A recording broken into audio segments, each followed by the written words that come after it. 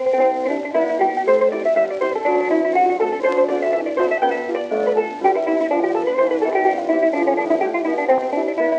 first step in Abilene's Cultural District was the renovation and reopening of the historic Paramount Theater in 1987. 10 years later, ABC World News Tonight selected Abilene to feature as a city that used the arts to revitalize the downtown.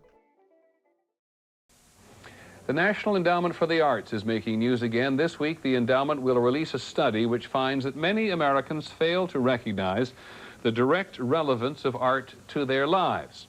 There are various reasons, but the endowment does find that arts institutions are often isolated from communities they claim to serve but do not.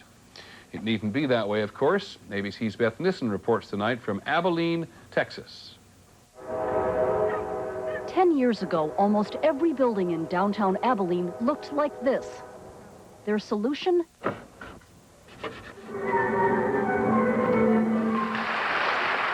Abilene invested in the arts. It's really not only an aesthetic opportunity, it's a very sound economic strategy. Abilene started by restoring this 1930s movie palace, using more than $2 million from a local development foundation. The transformation of this theater from a downtown eyesore to a civic jewel helped the city raise millions more. The new theater proved Abilene's commitment, generating corporate and private donations. The city won a small federal arts grant. Politicians allocated city and county revenues to the arts and collected a 1% arts tax on all hotel and motel bills. The proceeds paid for a new conductor to fine-tune the community orchestra into a critically acclaimed philharmonic. A closed department store became a contemporary arts gallery. An abandoned hotel was reborn as a cultural center with museum space worthy of top-quality exhibits. The center now draws 75,000 visitors a year. And where people go, stores and restaurants follow. This new restaurant does 14% of its business on Philharmonic nights. Downtown wasn't really like this a few years ago. There wasn't anything here. People come down to see the arts, but then they end up in our bakery. Arts patrons now account for 1/3 of the business in this downtown bakery. 1/2 the sales in this jewelry store, according to store owners. What about that? Last year, downtown property values jumped 14%, adding 1 million new tax dollars to city coffers. The Chamber of Commerce now emphasizes the city's cultural riches in recruiting new businesses to town. 10 in the last 3 years, with 1,200 new jobs. This is a single column. In Abilene, this is the relevance of the arts. A downtown rebuilt, a community enriched. Beth Nissen, ABC News, Abilene, Texas. Since that segment ran 8 years ago, the downtown continues to evolve. 3 major art and cultural facilities have been added to the downtown landscape. The National Center for Children's Illustrated Literature, also known as the Nickel, opened in the year 2000. It sponsors exhibitions of original illustrations by outstanding artists. All exhibits are free to the public, and free art activities for children take place each Saturday.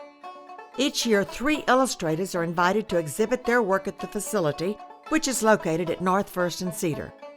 Exhibits organized by the Nickel open in Abilene and then travel throughout the United States for a minimum of 2 years. There are currently 10 exhibits touring the country.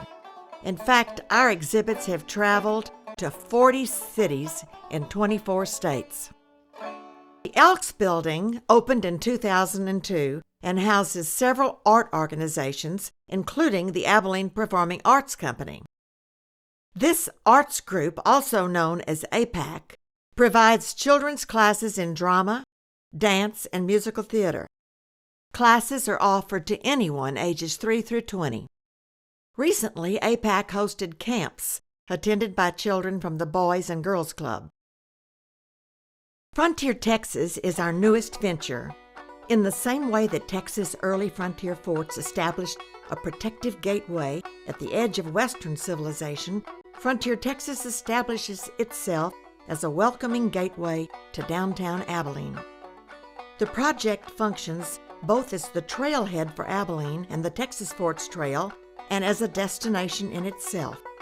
One wing of the building is a visitor center, not only for the city of Abilene, but for the Big Country region of West Texas and for the Texas Forts Trail, a 700-mile heritage tourism loop which starts and ends in Abilene.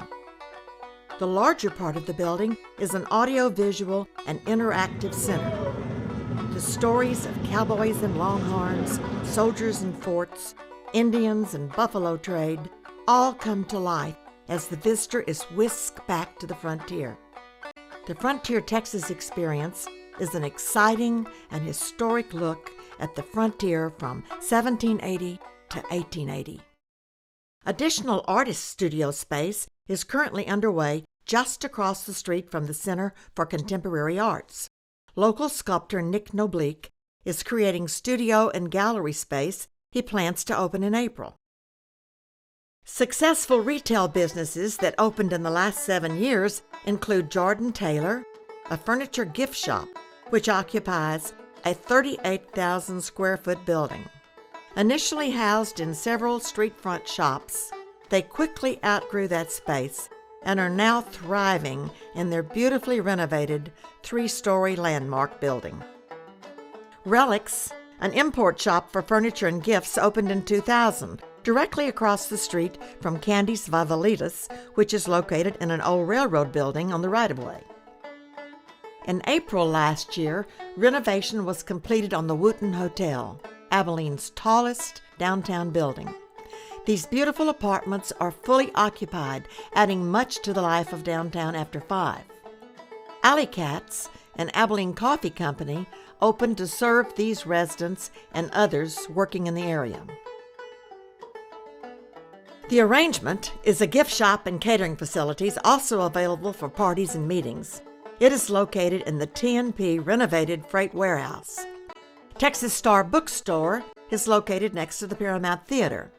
It features products and books from Texas, and the owners have done so well they plan to open a second major gift store downtown in April.